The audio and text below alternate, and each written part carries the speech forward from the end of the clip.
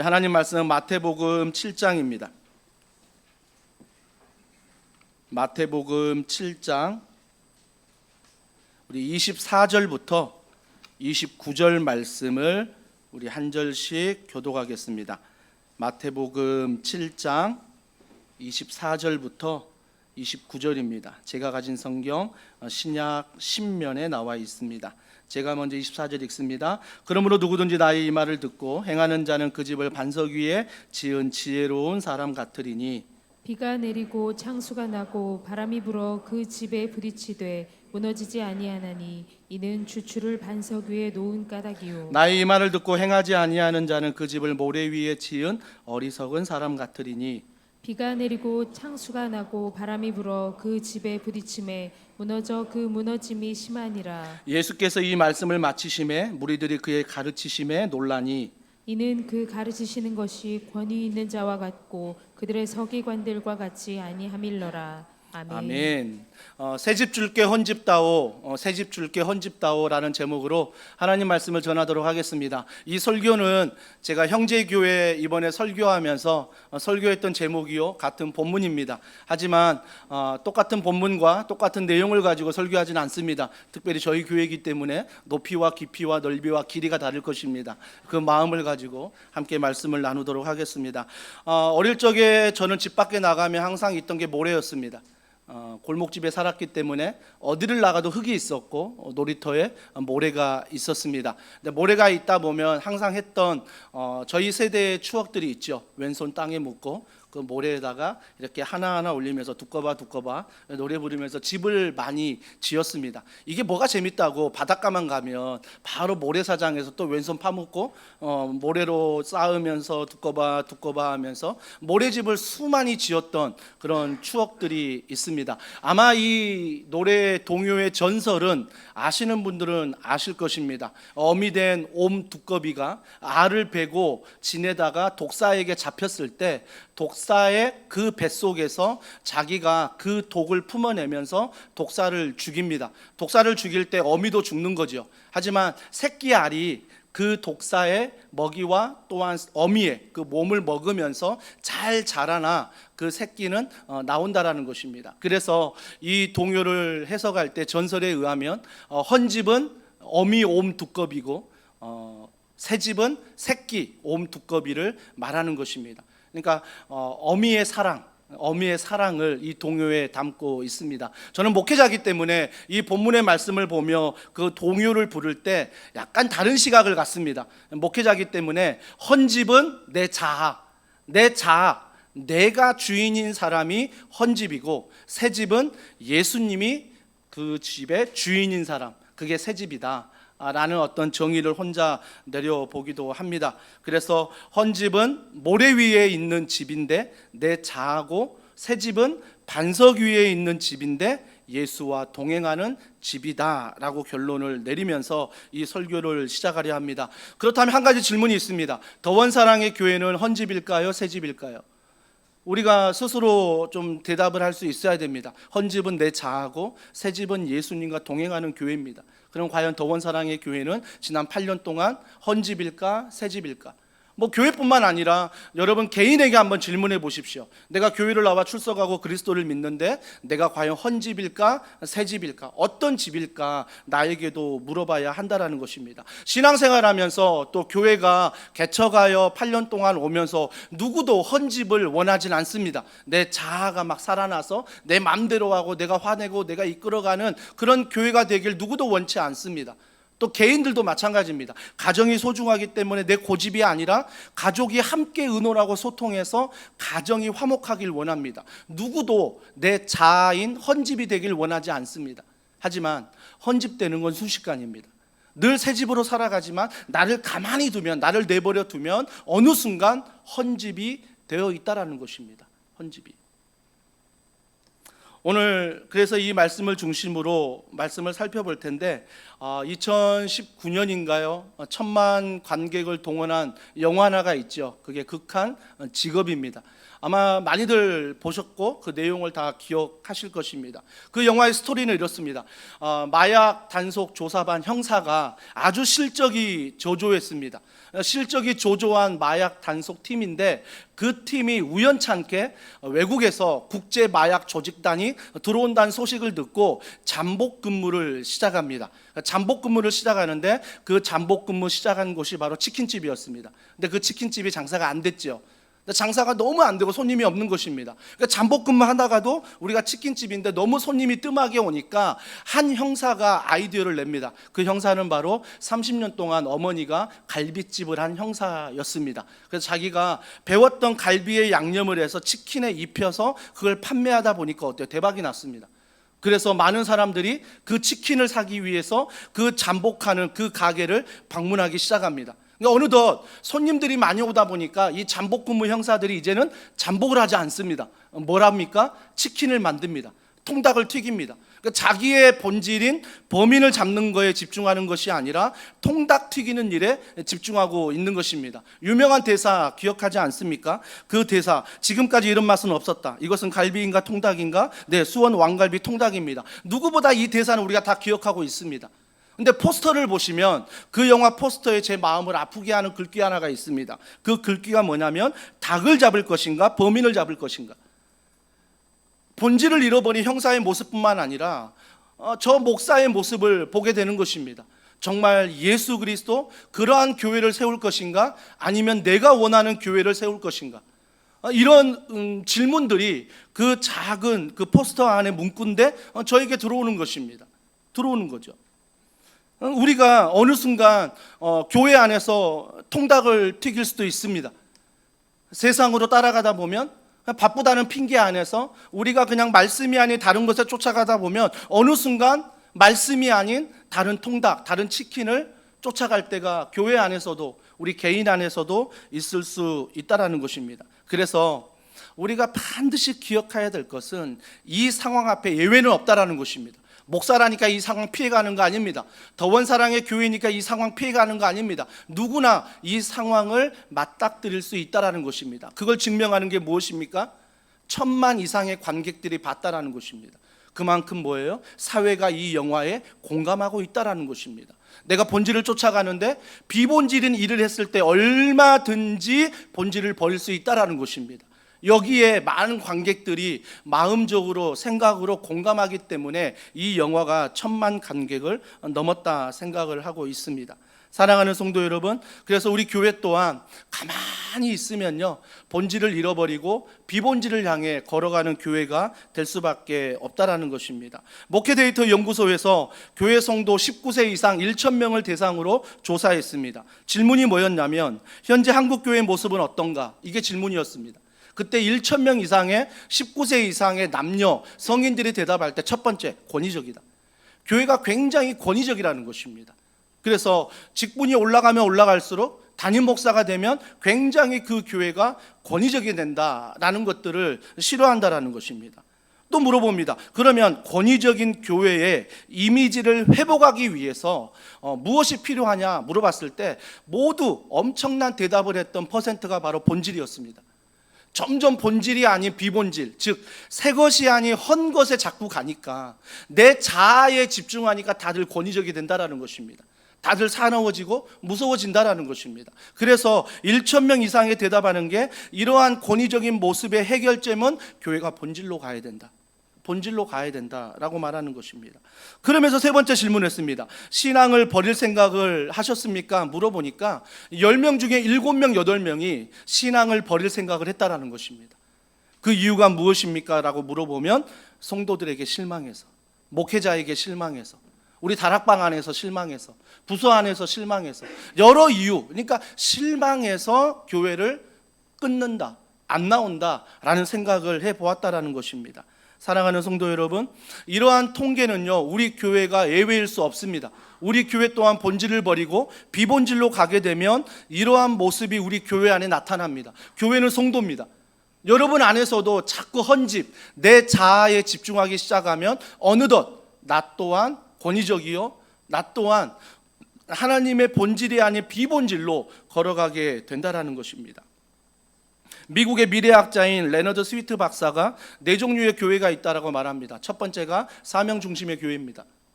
우리 교회 비전 아십니까?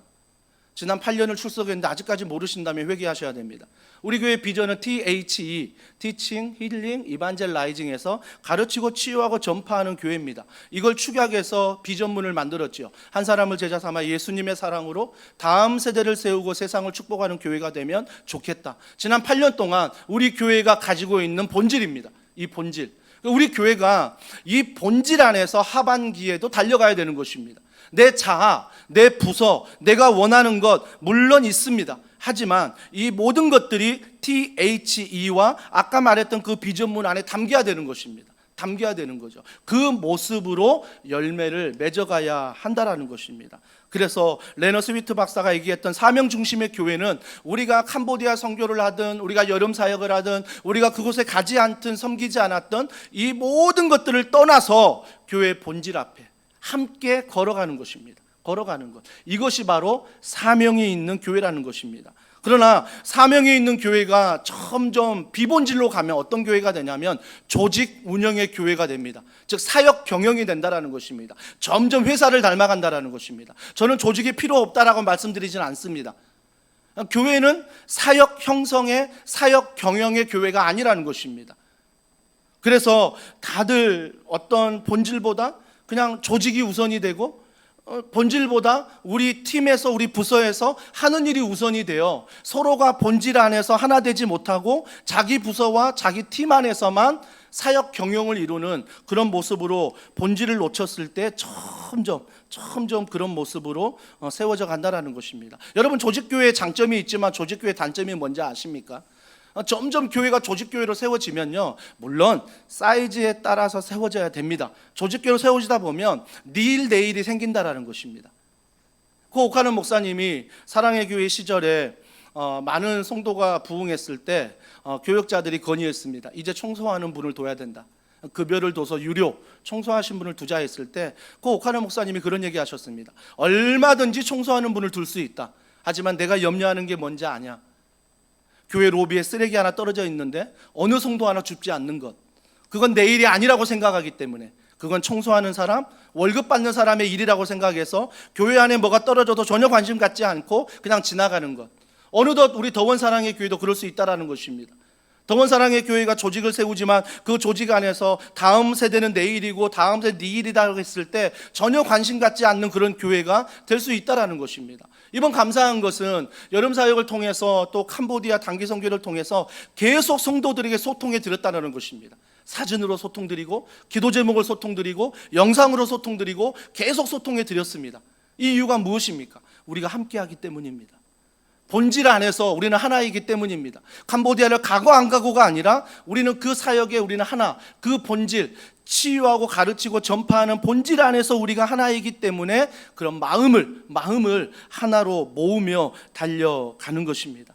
사랑하는 성도 여러분, 또 감사한 것은 여름 사역하면서 어느 한 부서가 먼저 성경학교 마친 다음에 그 다음 주에 성경학교 할 때 품앗이를 하는 모습을 보고 저는 감사했습니다.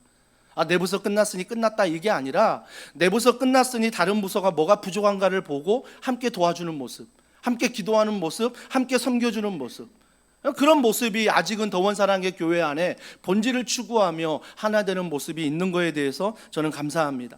이 시간 본질을 놓치고 자꾸 사역 중심으로 조직 중심으로 가다 보면 어떤 교회의 모습이 되냐면 현상 유지적 교회가 됩니다. 지금이 좋사오니, 우리 팀에서 이렇게 하는 게 좋사오니, 우리 부서에서 이 정도 하는 거 좋사오니, 우리 교회 안에 교역자들이, 순장님들이, 우리 교회 안에 부장님들이, 우리 교회 안에 성기미들이 이 정도 하는 것도 대단하니 현상 유지적 교회가 된다라는 것입니다. 현상 유지적 교회의 단점이 무엇입니까? 왕년의 이야기만 합니다. 8년 전에, 5년 전에, 3년 전에, 2년 전에, 몇 달 전에, 몇 시간 전에 순전 모이면 그런 이야기만 합니다. 무슨 이야기가 없습니까? 앞으로 우리 교회가 하반기에 어떻게 부서에서 팀에서 어떤 일을 할까? 우리 교회가 하반기에 2024년, 2025년에 우리 교회가 어떤 모습으로 세워지고 어떤 모습으로 걸어갈까? 이런 창조적인 아이디어와 이런 의견과 이런 기도들이 사라진다라는 것입니다. 사라진다는 거예요. 자꾸 비본질에 집중하면 나도 모르게 현상 유지적인 교회로 간다라는 것입니다. 이러다가 마지막 단계가 뭔지 아십니까? 이벤트 교회가 됩니다. 이제 보여주기식 교회죠.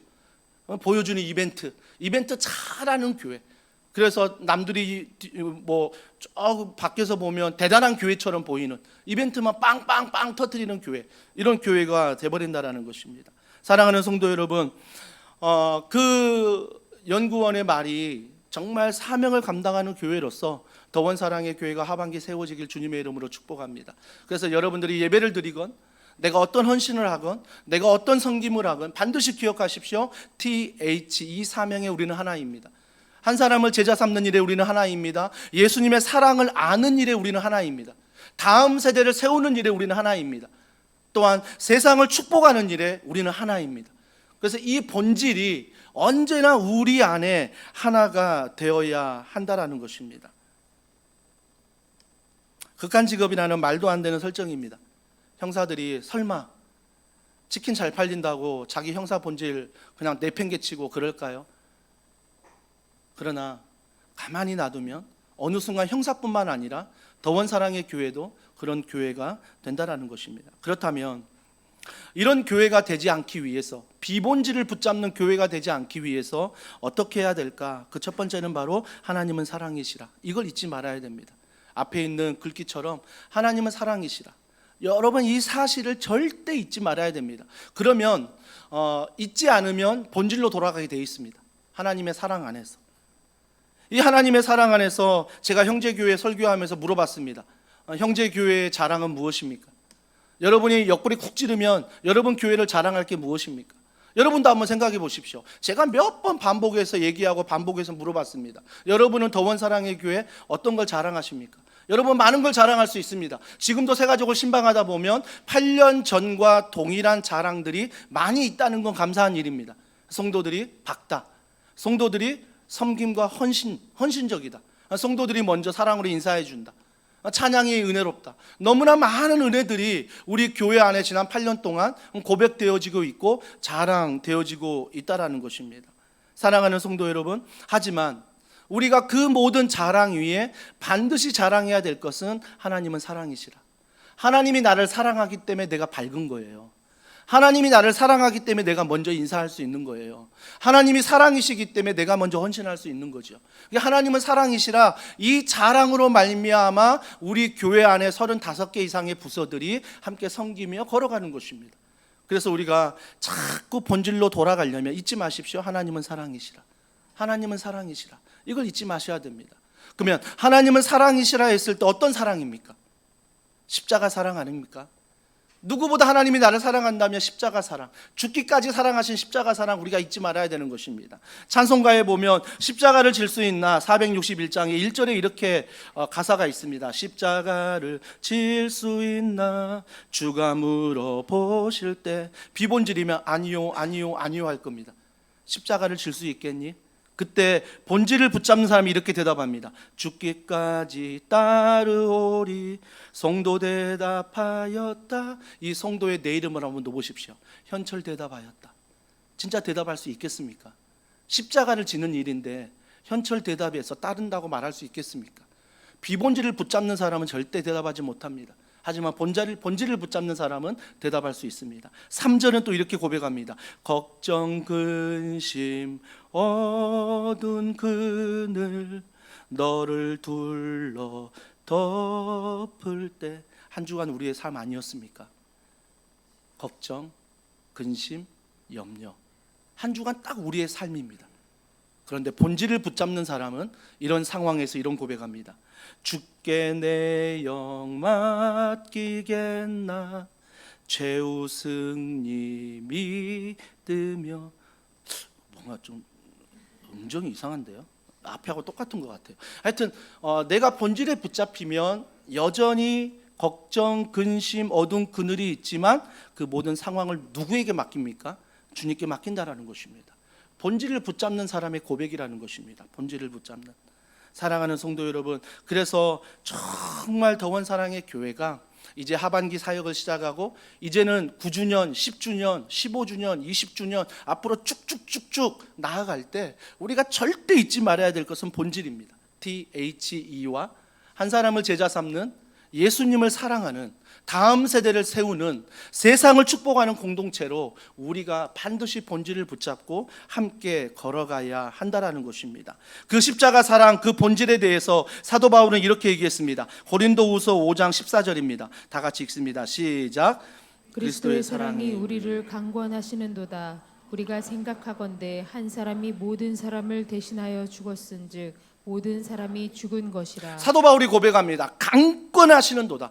강권하시는 도다를 원어로 해석해 보면요, 뭔가 붙잡혀 있다는 것입니다. 뭔가 사로잡혀 있다는 것입니다. 그러면 사도 바울이 강권하시는 도다 말하는 것은 내가 뭔가에 사로잡혀 있다라는 것입니다. 한 주간 우리의 뭔가 사로잡힘이 있지 않았습니까? 사로잡힌 것들. 근데 사도 바울이 뭐라고 말합니까? 다시 한번 보십시오. 그리스도의 사랑이 나를 강권했다. 나를 사로잡고 있다라는 것입니다. 그 사랑, 십자가의 사랑이 나를 사로잡고 있다라고 말하는 것입니다. 동일한 단어가 누가복음 4장 38절에 고백됩니다. 시몬의 장모가 중한 열병을 앓고 있는지라 이 원어의 단어가 동일하게 뭔가에 사로잡혀 있다는 말입니다. 내 병에 사로잡혀 있다라는 것입니다. 여러분 공감되지 않습니까? 지난 한 주간 살아갈 때 우리는 뭔가에 사로잡혀 있었습니다. 뭔가에 사로잡혀 있었습니다. 그게 무엇인지를 잘 생각해 보십시오. 아, 내가 이거에 사로잡혀 있구나. 카드 내역서는 한 달에 쓴 내역서가 오기 때문에 점검해 보면 내 물질이 어디에 사로잡혀 있는지를 잘 볼 수 있습니다. 하지만 신앙은 내가 점검하지 않으면, 말씀 앞에 서지 아니하면 내가 잘하는 줄 착각한다라는 것입니다. 착각한다는 거예요. 그래서 내가 무언가에 한 주간 붙잡혀 있는지를 생각해 보아야 되는 거죠. 이 동일한 단어가 사도행전 18장 5절에도 나옵니다. 같이 읽습니다. 시작. 실라와 디모데가 마게도냐로부터 내려오매 바울이 하나님의 말씀에 붙잡혀 유대인들에게 예수는 그리스도라 밝히 증언하니. 하나님의 말씀에 붙잡혔다. 사도 바울입니다. 사도 바울. 하나님 말씀에 붙잡혀 있다라고 그가 고백하고 있습니다. 사랑하는 성도 여러분, 우리가 이 사로잡힘에, 말씀의 사로잡힘에 이게 본질이라는 것입니다. 본질. 어정쩡한 세월 보내면요, 10대, 20대, 30대, 40대, 50대, 60대, 70대, 80대가 순식간에 지나갑니다. 어정쩡하게 생활하면요. 제가 몇 번 반복했지만 1907년 평양 대부흥이 있지 않았습니까? 그로부터 100년 후에 2007년에 100주년 상암 경기장에서 우리 함께 모여서 옥하는 목사님 말씀 듣지 않았습니까? 그때 옥하는 목사님이 한국교회를 향해 이런 말씀을 하셨죠. 한국교회가 살아있다 말하나 죽은 교회다, 이런 말씀을 하셨습니다. 이 말씀을 제가 지금도 마음판에 새기는 이유는 우리가 호흡하고 있고 말하고 있고 예배드리고 있고 함께하고 있는 무슨 죽은 교회라 말할 수 있지만 본질을 놓친 교회는 죽은 교회라는 것입니다. 비본질을 향해 걸어가는 모든 교회는 사대교회 같다, 죽은 교회다라고 말합니다. 여러분 요한계시록을 잘 보십시오. 7교회를 책망하거나 칭찬하십니다. 칭찬하거나 책망할 때 한 번도 양을 가지고 책망하거나 칭찬하지 않았습니다. 너희가 몇 명이 모이니, 너희 재정이 얼마니, 너희가 어떤 일을 하고 있니, 이거 가지고 한 번도 하나님은 책망하거나 한 번도 칭찬하지 않았습니다. 오히려 책망하거나 칭찬하는 게 뭐였죠? 책망할 때 너 첫사랑 잃어버렸다, 이거 책망하십니다. 너 주님 처음 만났을 때 너가 고백했던 그 첫사랑 다 잃어버렸다. 더원 사랑의 교회 와서 너 뜨거운 마음으로 왔는데 그 사랑 다 잃어버렸다. 이거 가지고 오히려 하나님이 책망하십니다. 그러면서 라오디게아 교회를 향해 뭘 책망하십니까? 미지근하다. 너 어느덧 뜨거웠더니 미지근해지는 너의 모습. 여러분 딱 나의 모습 아닙니까?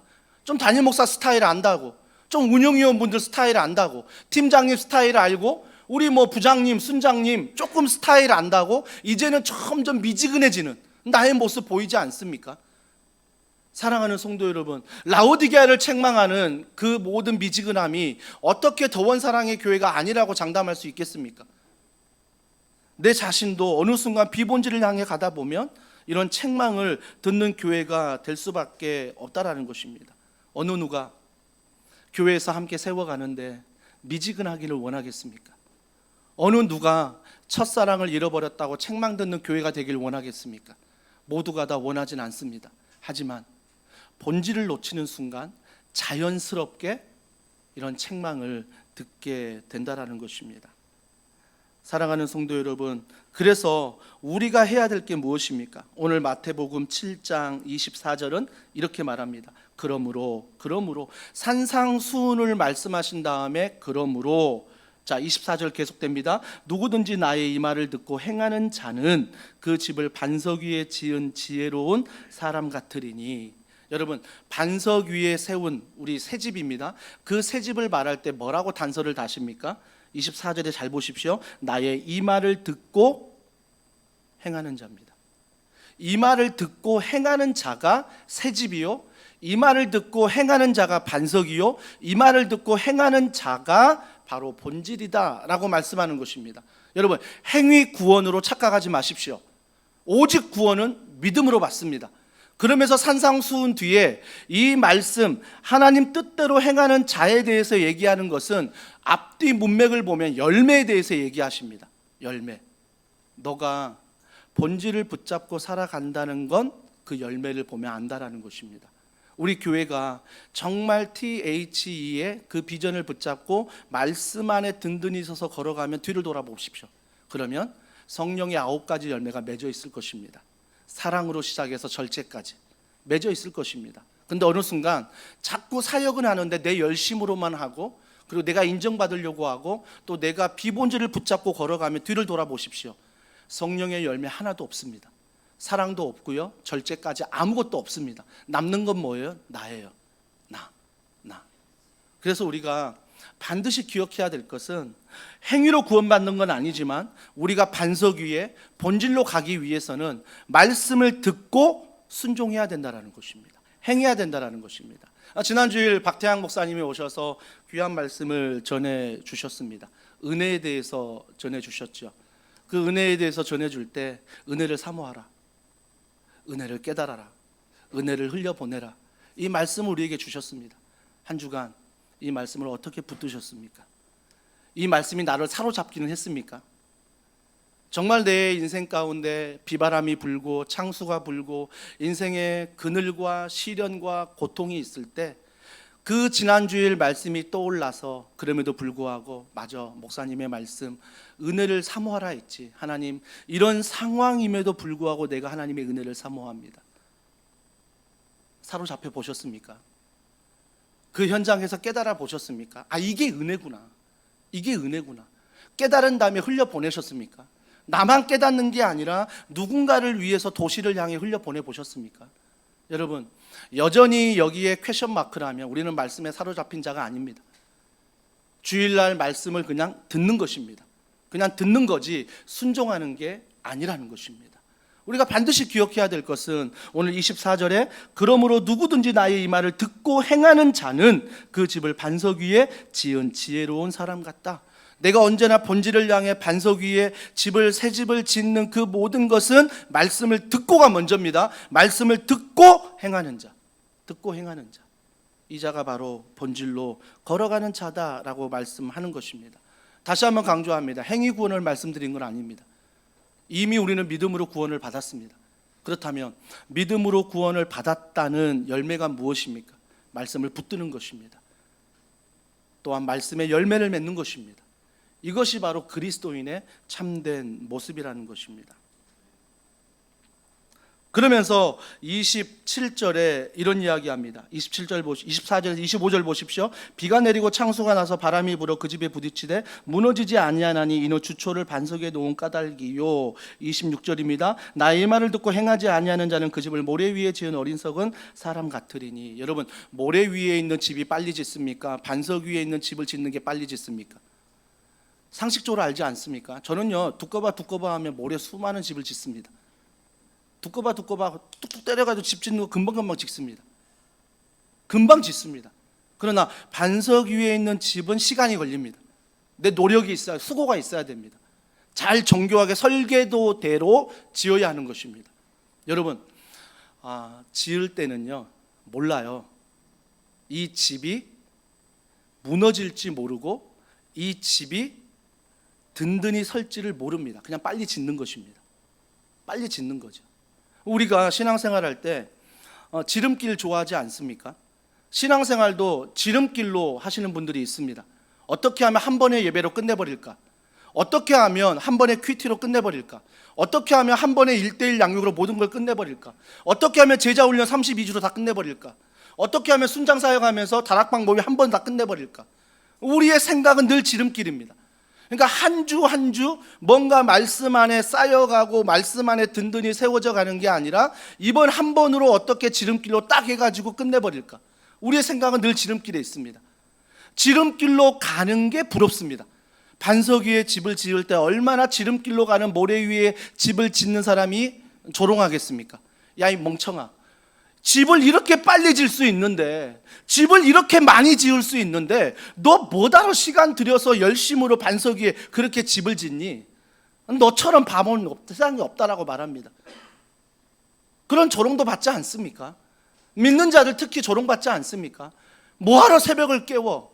뭐하러 훈련을 받아? 뭐하러 예배를 드려? 뭐하러 너희들이 교회 안에 헌신하고 너희들이 물질을 드리면서까지 신앙생활을 하느냐? 세상 사람들은 절대 이해하지 못합니다. 오히려 그런 시간들을, 그런 물질을 다른 지름길을 통해서 사용하면 얼마든지 사용할 수 있다라고 생각하는 거죠. 하지만 그 다음 절에 뭐가 나옵니까? 자, 27절에 보세요. 비가 내리고 창수가 나고 바람이 불어 그 집에 부딪힘에 무너져 그 무너짐이 심하니라. 우리 인생 가운데 비 한 번 안 맞아 본 사람이 어디 있습니까? 우리 인생 가운데 바람 한 번 안 맞아 본 사람이 어디 있겠습니까? 우리 인생 가운데 창수가 나는 이런 상황에 있는 상황이 얼마나 자주 빈번히 있습니까? 이번 한 주간도 이런 상황이 있지 않습니까? 그럴 때 정말 말씀이 아닌 다른 비본질에 세웠던 것들은 무너진다라는 것입니다. 그럴 때 무너질 때 어떤 마음이 듭니까? 어떤 자괴감이 듭니까? 나 이거밖에 안 돼? 내가 살아서 뭐해? 모든 걸 포기하지 않습니까? 다 무너지지 않습니까? 그러면서 동굴로 들어가지 않습니까? 그 어려운 문제를 가지고 하나님 앞에 나오기보다는 자기만의 동굴로 들어가서 하나님의 말씀을 묵상하는 게 아니라 그 문제만을 묵상하지는 않습니까? 여러분, 모래 위에 지은 집은 비가, 바람이, 창수가 불면 그때 알게 된다라는 것입니다. 비 오기 전에는 몰라요. 바람이 불기 전에는 몰라요. 창수가 불기 전에는 몰라요. 하지만 비, 바람, 창수가 불 때 이게 모래 위에 지은 집인지 반석 위에 지은 집인지, 즉 나의 위에 지은 집인지 예수 위에 지은 집인지 비본질로 지은 집인지 본질로 지은 집이 그때 나타나게 된다라는 것입니다. 나타나게 된다라는 것입니다. 그래서 주님이 한 농사를 짓는 사람이 열이 받아가지고 예수님께 따지지 않습니까? 예수님, 잡초 다 뽑아버려야 됩니다. 잡초 다 뽑아버려야 됩니다. 주님 뭐라고 말씀하십니까? 놔둬라. 잡초 놔둬라. 가라지 놔둬라. 알곡 놔둬라. 나중에 때가 되면 다 심판받는다라는 것입니다. 나중에 때가 되면 다 걸러진다라는 것입니다. 여러분, 요즘에 그걸 안 해요. 키질 아십니까? 키질. 이거 키질할 때 껍데기는 어떻게 됩니까? 껍데기는 점점 밖으로 갑니다. 껍데기는 점점 밖으로 가 사라져 버립니다. 바람에 날려가 버립니다. 근데 알곡은 어떻습니까? 키질하면 키질할수록 알곡은 점점 안으로 들어옵니다. 안으로 들어오는 거예요. 우리 인생이 정말 비가, 바람이, 창수가 불 때 알 수 있는 것입니다. 아, 내가 헌집이었구나. 내 자아를 의지했구나. 아, 내가 그래도 힘들지만 새 집이었구나. 아, 예수님이 나와 동행하심을 알고 말씀 위에 나를 세워가는 사람이었구나.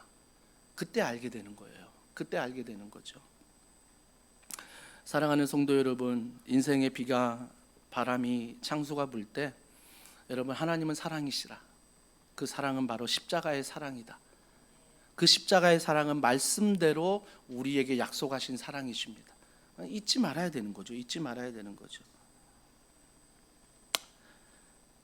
그래서 우리는 이런 십자가 사랑, 하나님은 사랑이시라 말씀 안에 우리 집을 하나하나 느리지만 하나하나 세워나갈 때 우리 교회는요, 결코 통닭을 튀기지 않습니다. 우리 가정은 절대 통닭을 튀기지 않습니다. 직장 통닭 튀기지 않습니다. 늘 본질로 돌아가는 거죠. 본질로. 그래서 이 본질 안에서 직장 생활을 하는 거죠. 내가 누구보다 열심히 하는 것입니다. 왜? 하나님이 나에게 맡기신 직장이기 때문에. 그래서 직장 시간에 허튼 짓 않고, 직장 시간에 기도하지 않고, 직장 시간에 큐티하지 않고, 꼭 그 시간에 큐티하고 기도하면서 신앙이 좋은 척 하신 분들 회개하셔야 됩니다. 직장은 철저히 이익을 내는 집단입니다. 그렇기 때문에 이익을 내지 않으면 내가 쓸모가 없는 것입니다. 그러기 위해서는 직장에서 우리가 그리스도인이라고 자랑하는 것은 주일 성수를 자랑하면 안 됩니다. 직장에서 내가 그리스도인을 자랑할 때 술, 담배 안 한다고 자랑하시면 안 됩니다. 그것으로 끝나면 안 된다는 것입니다. 주일 성수 중요하고 술, 담배 안 하는 것도 중요하지만 그것으로 인해서 우리가 그리스도인이 된다라는 것을 자랑하시면 안 됩니다. 오히려 우리는 정말 하나님의 본질인 하나님은 사랑이시라 십자가 사랑 말씀 안에서 우리는 하나님 사랑, 이웃 사랑을 가지고 직장 생활하는 것입니다. 이것이 바로 직장에서 우리를 인정하는 것이고, 가정에서 믿지 않는 배우자가, 믿지 않는 자녀들이 우리를 인정하게 된다라는 것입니다. 인정하게 된다라는 거죠. 사도 바울이 주님을 만나는 장면 누구보다 여러분 잘 아실 것입니다. 사도 바울이 주님을 만나면서, 자, 사도행전 22장 8절입니다. 내가 대답하되 주님 누구시니까? 사도 바울이 주님을 만났는데 이렇게 질문합니다. 당신 누구십니까? 이런 질문 아닐까요? 우리가 훈련 받을 때 하나님 누구십니까? 성령님 누구십니까? 예수님 누구십니까? 이런 질문 아니겠습니까? 이런 질문을 먼저 해야 되는 건 무엇 때문입니까? 관계 회복입니다. 사도 바울이 하나님을 잘못 알고 있거든요. 하나님에 대해서 정치적인 메시아로 알고 있고, 하나님에 대해서 구약 성경에 나무에 달린 자마다 저주를 받은 자이기 때문에 예수님이 하나님이신데 나무에 달려 십자가에 돌아가셨으니 하나님이 아니시다라고 자기만의 생각을 가지고 경험을 가지고 그 예수님을 믿는 자들을 핍박하고 있기 때문에 그 예수님을 만나자 사도 바울은 깜짝 놀라서 물어보는 것입니다. 당신이 누구십니까? 내가 알고 있는 하나님이 아닌 것 같은데 당신은 누구십니까? 물어봅니다. 그때 비로소 진정한 하나님과의 관계가 회복되는 것입니다. 그게 무엇입니까? 너가 핍박하는 예수, 그게 하나님이다. 완전히 관계가 깨지는 것입니다. 자기 안에 관계가 깨지는 거죠. 여러분, 우리가 신앙생활하면서 조금 전 간증했지만 1:1 양육 하시는 분도 그러지 않습니까? 말씀 안에 내가 깨지는 사건들, 하나님과의 관계 회복이 일어나지 않습니까? 근데 우리는요, 대부분 여기에서 신앙생활을 멈춥니다. 아, 하나님 누구신지 알았어. 아, 하나님과의 관계? 알았어. 드디어 내가 하나님 누구신지 알았다. 대부분 여기에서 질문을 끝냅니다. 사도 바울은 한 가지 더 질문합니다. 사도행전 22장 10절입니다. 내가 이르되 주님 무엇을 하리이까? 여러분, 정말 우리가 고민해야 됩니다. 정말 우리가 하나님을 알고 하나님 안에서 관계가 되었다면 그 다음 해야 될 질문은 주님 내가 무엇을 하리이까? 근데 우리는 대부분이 주일 예배를 드린 다음에 하나님이 이런 분이구나, 아멘, 은혜 받고 깨달았는데 이 문을 나서는 순간 한 주간을 살면서 내가 무엇을 하리이까 질문은 사라져버립니다. 그냥 하나님은 은혜야, 그냥 하나님은 나를 사랑하셔. 그러면서 뭐가 사라져버립니까? 하나님의 사랑과 하나님의 은혜를 말은 하지만 그에 대한 행함, 열매가 없다라는 것입니다. 성령의 열매가 없다라는 것입니다.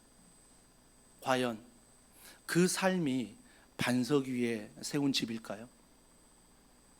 머리로만 알고 있는, 입으로만 고백하는 그런 본질이 과연 비가 내리고 바람이 불고 창수가 불 때 무너지지 않을 수 있을까요? 사랑하는 성도 여러분, 저는 사도 바울의 마음을 조금이나마 좀 느껴봅니다. 느껴보는 게 뭐냐면, 주님 누구십니까? 물어봤을 때, 주님 무엇을 하리까? 라고 물어봤을 때 사도 바울의 마음이 어땠을까? 인간적인 마음이었다면 진짜 죄송했을 것 같아요. 주님, 제가 잘못 알았습니다. 주님, 제가 진짜 잘못 알았습니다. 죄송한 마음이 먼저 있지 않을까요? 또 내가 잘못한 거에 대한 민망한 마음이 있지 않을까요?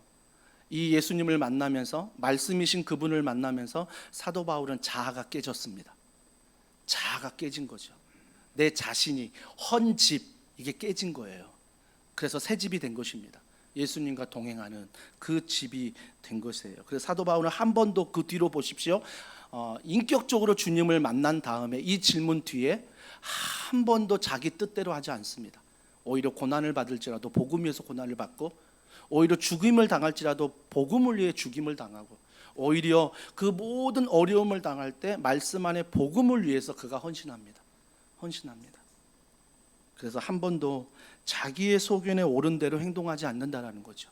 자기 소견에 옳은 대로가 아니라 말씀대로 걸어간다라는 것입니다. 출애굽기 14장 15절에 보면 여호와께서 모세에게 이르시되 너는 어찌하여 내게 부르짖느냐 이스라엘 자손에게 명령하여 앞으로 나아가게 하고. 이 출애굽기 14장을 보면 뉘앙스가 좀 이상합니다. 오히려 부르짖어 기도하는데 주님이 야단칩니다.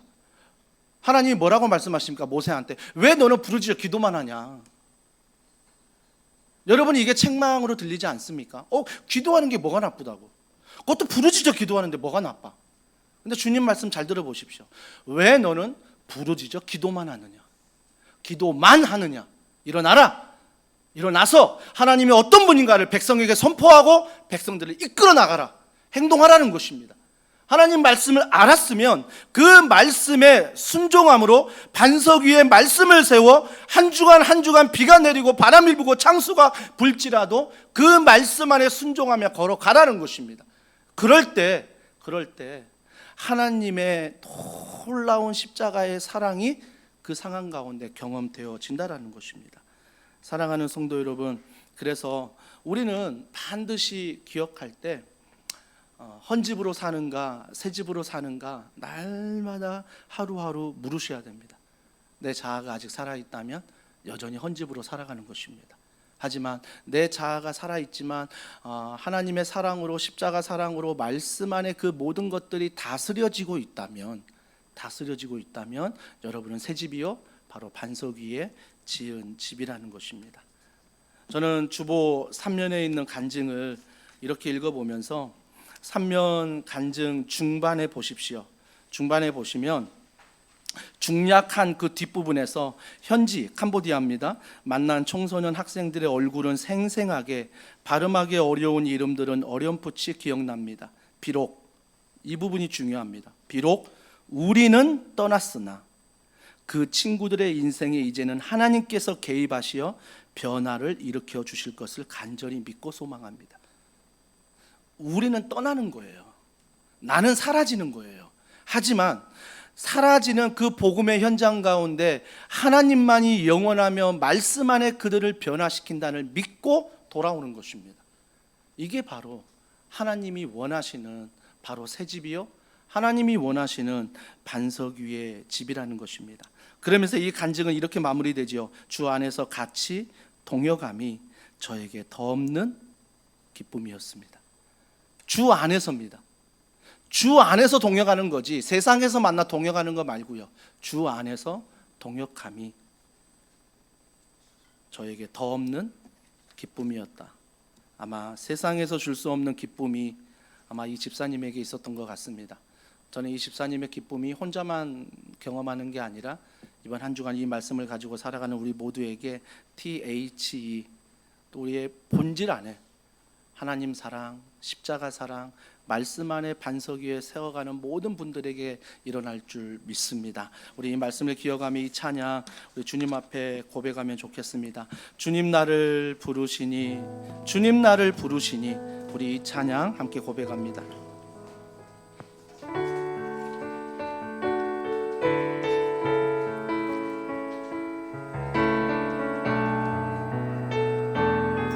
주님 나를 부르시니 주님 나를 부르시니 두려움 없이 내게서 나아가리라. 주님 나를 부르시니 주님 내게 오라시니 주님 내게 오라시니 주님 보고 계시기에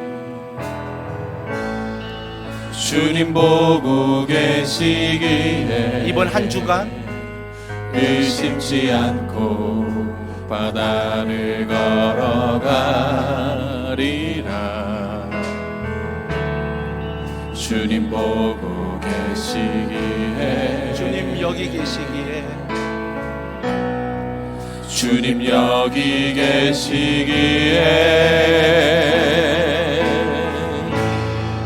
주님 여기 계시기에 이 깊은 바다 나가 반석이 되고 주님 여기 계시기에 반석 위를 내가 걸어가리라. 주님 여기 계시기에 저 거친 파도가 반석이 되고 주님 여기 계시기에 이번 한 주간 반석 위를 내가 한 번 더 고백합니다. 주님은 나의 산성, 주님은 나의 산성, 네. 주님은 나의 요새, 주님은 나의 손, 나의 힘이 되신 나의 힘이 되신 한 번 더 고백합시다. 주님은 나의 산, 내 인생 가운데 주님은 나의 요새, 주님은 나의 손, 나의 힘이 되신 나의 힘이 되신 여호와. 우리 이 시간에 기도합니다. 우리 기도할 때 헌집, 새집 이게 중요한 게 아니라 여전히 우리가 헌집일지라도 새집일지라도 하나님 십자가의 사랑, 하나님의 사랑을 붙잡고 걸어가는 것입니다. 말씀 안에 걸어가는 것입니다. 그 길이 지름길이 아닐지라도, 그 길이 무너질지라도 그 믿음 말씀 안에 걸어갈 때 하나님은 반드시 우리 가운데 본질을 붙잡는 귀한 은혜를 직장과 가정 가운데, 교회 가운데 주실 줄 믿습니다. 이번 한 주간 이 말씀 위에 반석 위에 걸어갈 수 있는 은혜를 달라고 우리 이 시간 한 목소리로 함께 기도하시겠습니다.